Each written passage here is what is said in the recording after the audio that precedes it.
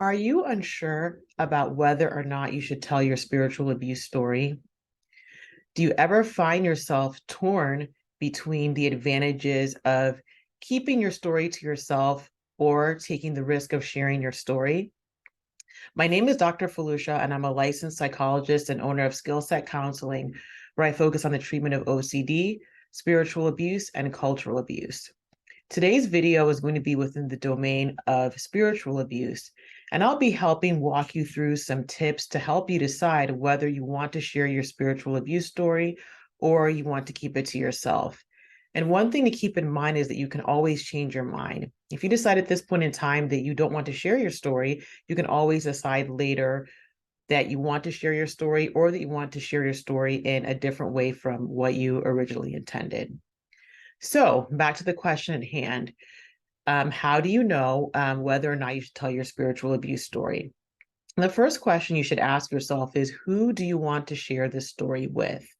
I think it's really important to get a firm grasp on who you want to share your story with. So, for instance, if you're deciding to share your story, maybe on a social media platform or with a lot of people that you don't know, that can be really overwhelming if this is the first time you're doing that. What I would recommend is sharing your story with somebody who's a close friend, somebody who you can trust to keep what you share between the two of you, and also somebody who is a caring person who just has a great track record of being a good friend. And this could be a friend, this could be a family member, but I would recommend, if you do want to share your story, sharing it with somebody who you're very close with and somebody who you can trust. By the way, if you're finding this information really helpful, I really appreciate if you could take a moment to like, share, subscribe, and comment. What this does is that it helps get this information out to other people who could possibly benefit from this information as well. So if you haven't done so, if you take a minute to like, share, and subscribe, I'd really appreciate it.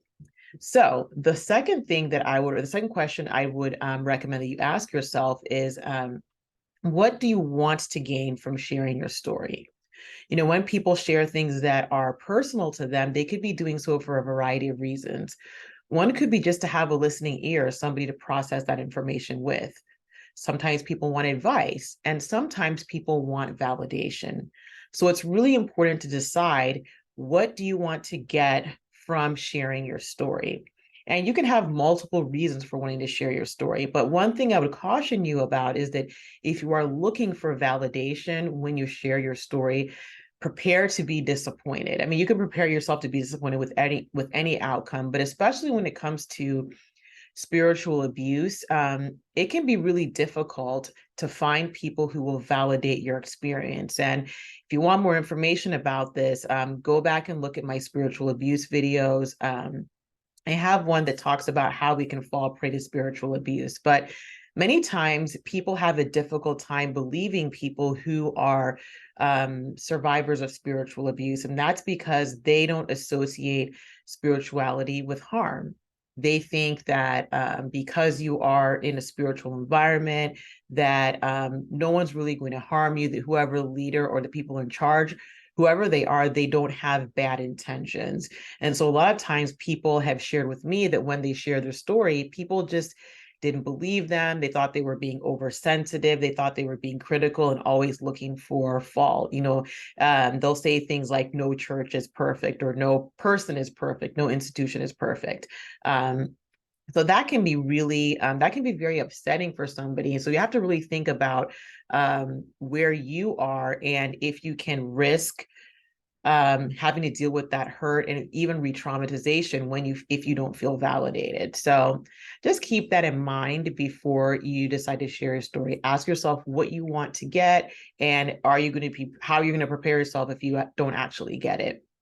The third thing that I would say is that this can help you decide whether you're going to share your story or not.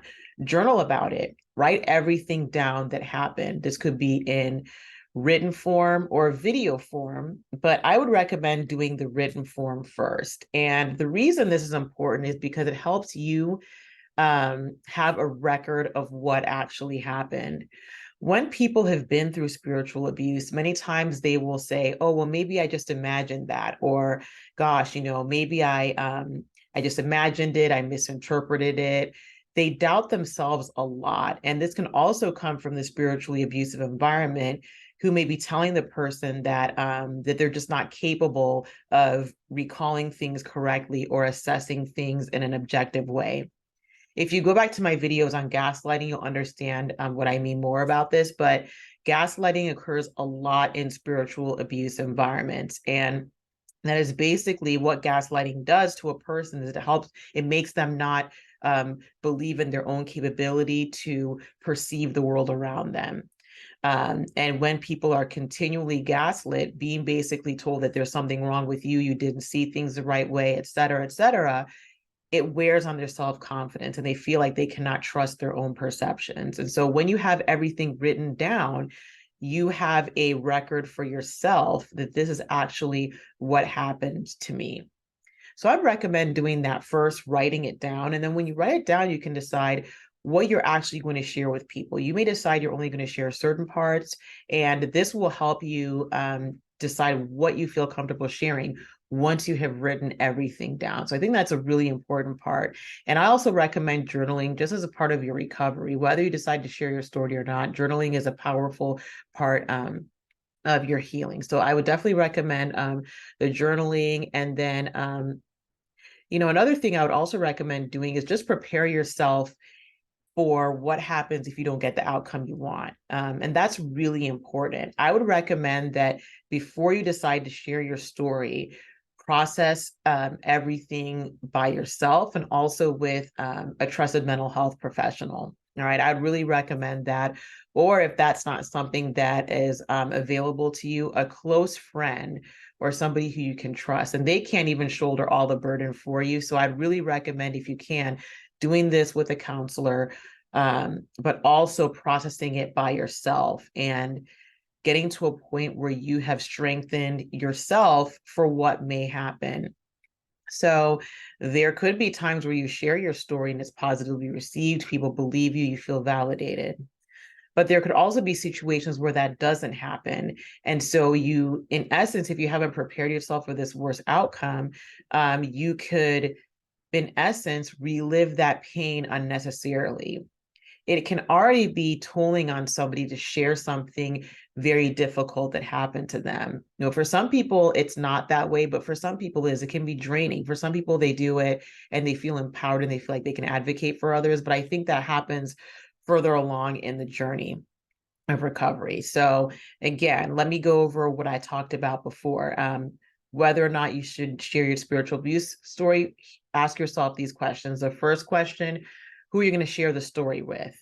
Think about who you're going to share the story with and make sure that it's somebody that you can trust. Okay. And if you decide to do it on a larger platform, then test the waters by sharing your story with somebody that you know. The second thing that I'd recommend is determining what outcome you are expecting and preparing yourself for, what if you don't get that outcome? If you're looking for just a listening ear and advice, that's okay. But if you're looking for validation, I find that it can be really difficult for spiritual abuse survivors when they don't get that, especially because I think a lot of people are just conditioned not to believe that harm can occur in spiritual environments. And the third thing I'd recommend, like I said, is just journaling. Journaling to prepare yourself, journaling to help you validate your own experience, and also to help you decide what you're going to share or what you're going to keep to yourself.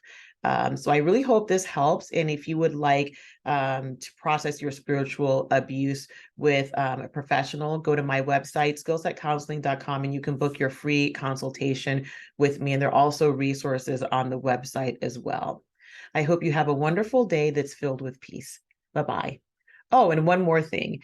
I'd love to hear from you in the comment section. So what other tips would you have for other people who are considering sharing their spiritual abuse story? And if you have done so, please let me know in the comment section what that was like for you. Would you do it again? What were things that you think you liked about it? Or what things would you have liked to go differently? So anyway, I'd love to hear from your experience. I really like to build a community where people can support one another as they recover from spiritual abuse. So drop all those things in the comment section, and I look forward to interacting with you in the comments, and I hope you have a peaceful day. Bye-bye.